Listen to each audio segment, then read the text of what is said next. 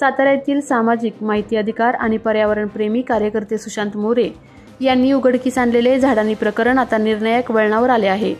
एकीकडे या प्रकरणातील जीएसटी आयुक्त चंद्रकांत वळवी यांच्यासह इतरांच्या जामीन धारणेबाबत अधिकाऱ्यांची नियुक्ती झाली आहे, तर दुसरीकडे हरित न्यायालयात सुरू असलेल्या याचिकेच्या सुनावणीमध्ये महावितरण तसेच विविध विभागाने केलेल्या मेहरबानीचा पर्दाफाश होणार आहे।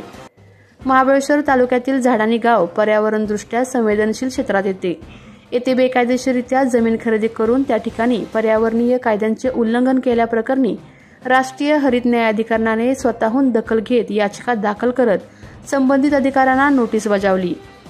तसेच बेकायदेशीररित्या जमीन खरेदी करणारे गुजरातचे जीएसटी आयुक्त चंद्रकांत वळवी व त्यांचे कुटुंबीय आणि मित्र यांना दिलेल्या अनाधिकृत वीज कनेक्शनाबाबत धक्कादायक गोष्टी माहितीच्या अधिकारातून मिळालेल्या कागदपत्रांद्वारे समोर आल्या आहेत।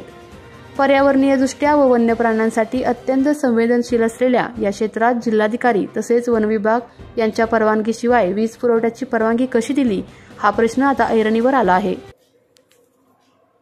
नमस्कार, मी सुशांत मोरे, माहिती अधिकार कार्यकर्ता, सातारा। महाबळेश्वर तालुक्यामधील झाडानी या ठिकाणी जीएसटी आयुक्त चंद्रकांत वळवी आणि त्यांचे कुटुंबीय व मित्र यांनी 620 एकरचा परिसर खरेदी केलेला आहे। याबाबतचं प्रकरण सध्या महाराष्ट्र राज्याच्या महसूल विभागात प्रलंबित असतानाच माहिती अधिकारामध्ये माहिती अशी आढळून आलेली आहे की महावितरण कंपनीने ज्यावेळेस विद्युत कनेक्शन जिल्हा नियोजन निधीतून दिलेलं होतं, ते विद्युत कनेक्शन देताना महावितरण कार्यालयाने टिप्पणी केली होती 26 जानेवारी 2021ची।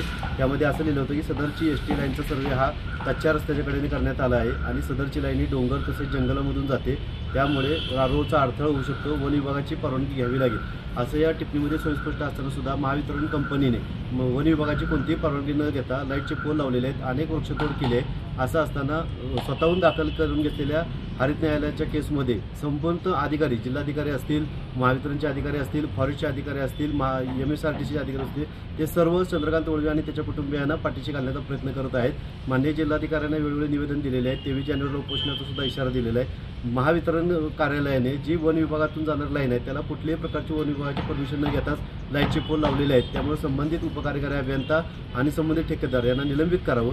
तसेच फॉरेस्ट विभागाला ज्यावेळेस आपण माहिती अधिकार माहिती मागवली त्यावेळेस जागेवर जाऊन पंचनामा करून आलेला आहे, कोणतीही लाईन फॉरेस्ट जागेतून गेली नाही असा खोटा पंचनामा करून त्यांनी हरित न्यायालयाला गंडवण्याचा प्रयत्न केलेला आहे। त्यामुळे ही सर्व बाब आता माहिती अधिकारात उघड झाल्यामुळे याची सखोल चौकशी व्हावी, अन्यथा 23 जानेवारीला मी आमरण उपोषणाला बसणार। आपल्या तालुक्यातील जिल्ह्यातील बातम्या सर्वप्रथम पाहण्यासाठी आजच सातारा न्यूजला YouTube चॅनलवर सबस्क्राइब करा, लाईक करा, शेअर करा आणि बेल आयकॉन प्रेस करायला विसरू नका।